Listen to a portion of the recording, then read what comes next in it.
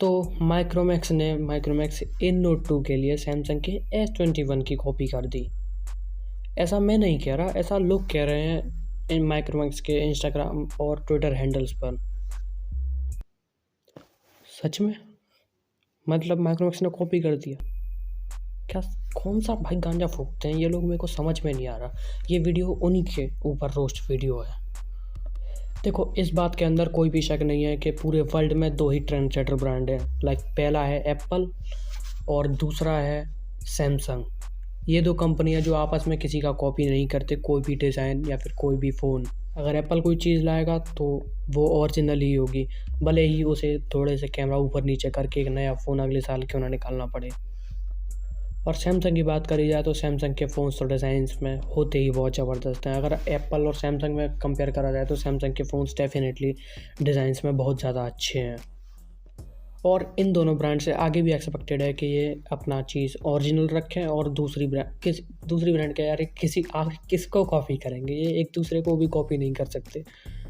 लेकिन हाँ, कुछ लीडिंग चाइनीज़ ब्रांड जैसे कि ओप्पो, वीवो, शाओमी, ये जितनी भी ब्रांड्स हैं ये एप्पल को कॉपी करती हैं। एप्पल का जैसे ही एक नया डिज़ाइन आया, ये तुरंत उसके ऊपर काम में लग जाती हैं और अपने फ़ोन को भी उन्हीं के जैसा बनाने का ट्राई करते हैं। देखा जाए तो एप्पल का जो अभी 13 फ़ोन आया था, वो आईफोन 13 जो आया था वो मेनली था बॉक्सी डिज़ाइन के ऊपर फोकस्ड। और वहीं देखा जाए इनकी जो शाओमी के फ़ोन से, शाओमी का भी जो 120 वॉट्स वाला फ़ोन आया था वो भी बॉक्सी डिज़ाइन का है। वीवो का बात करें तो वीवो V23 वो तो ऑलमोस्ट उसी जैसा, बस कलर चेंजिंग फ़ोन है। और इन कंपनीज़ के लैपटॉप्स की भी बात करी जाए तो ये ऑलमोस्ट मैकबुक जैसे ही दिखते हैं। रियलमी बुक प्रो मैंने देखा है, बिल्कुल मैकबुक जैसा लगता है। और देखा जाए तो उन्हें देना भी चाहिए। किसी को अगर 2 लाख का कंप्यूटर का फ़ील चाहिए तो वो 35,000 में ले तो सकता है एटलीस्ट। और देखा जाए तो ये ब्रांड्स के भी प्राइस अब नॉर्मल रेंजेस से ऊपर जाने लगे हैं, तो माइक्रोमैक्स जैसी ब्रांड डेफिनेटली फ़ायदा उठा सकते हैं इन कंपनीज से बेटर स्पेक्स देके कम प्राइस के अंदर। और एक बात बताओ, जब ये चाइनीज़ कंपनी एप्पल जैसी कंपनी को कॉपी कर सकते हैं तो माइक्रोमैक्स सैमसंग को क्यों नहीं? सैमसंग के फ़ोन्स आफ्टर ऑल एप्पल से भी डिज़ाइंस में ज़्यादा अच्छे हैं। और जब सैमसंग का फ़ोन ऑलरेडी एक साल पुराना, देखा जाए तो 1 लाख महंगा है, 1 लाख रुपए महंगा है, और मेरे जैसे लोग तो शायद कभी सोच भी नहीं सकते इन फ़ोन्स को ख़रीदने का। तो माइक्रोमैक्स जैसी ब्रांड एटलीस्ट 10-15 हज़ार में वो फ़ील प्रोवाइड करने का तो ट्राई कर ही रही हैं, और इसके लिए हमें डेफिनेटली सपोर्ट करना चाहिए। और मैंने पिछली सारी वीडियोज़ में इसके लिए माइक्रोमैक्स को सपोर्ट भी किया है। अब ये मेरे C1 को ही देख लो, ये फ़ोन के डिज़ाइन देखा जाए इधर नॉच है, और ये फ़ोन का डिज़ाइन एग्जैक्टली कॉपीड है ओप्पो के A3s से। अब ओप्पो का A3s से तो ये डिज़ाइन कॉपीड है, लेकिन ओप्पो A3s भी आईफोन X से कॉपीड है। आगे से इनकी शक्ल देखा जाए तो बिल्कुल X जैसी, बस नॉच छोटी करके इनने X की तरह फील देने का ट्राई करा। और पीछे से बात करी जाए तो फ़ोन बिल्कुल आईफोन 7 की तरह दिखता है। अगर मैं इसका कवर उतार के दिखाऊँ तो ये एग्जैक्टली आईफोन 7 सीरीज़ की तरह दिखता है।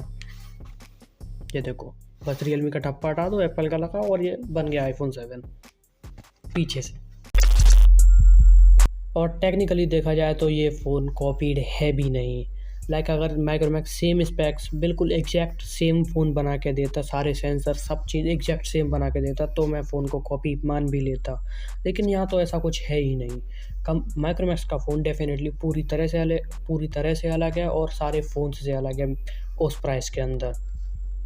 और माइक्रोमैक्स ने सिर्फ सैमसंग से इंस्पिरेशन ली है डिज़ाइन को बनाने की, और देखा जाए थोड़ा डिज़ाइन अलग भी किया है।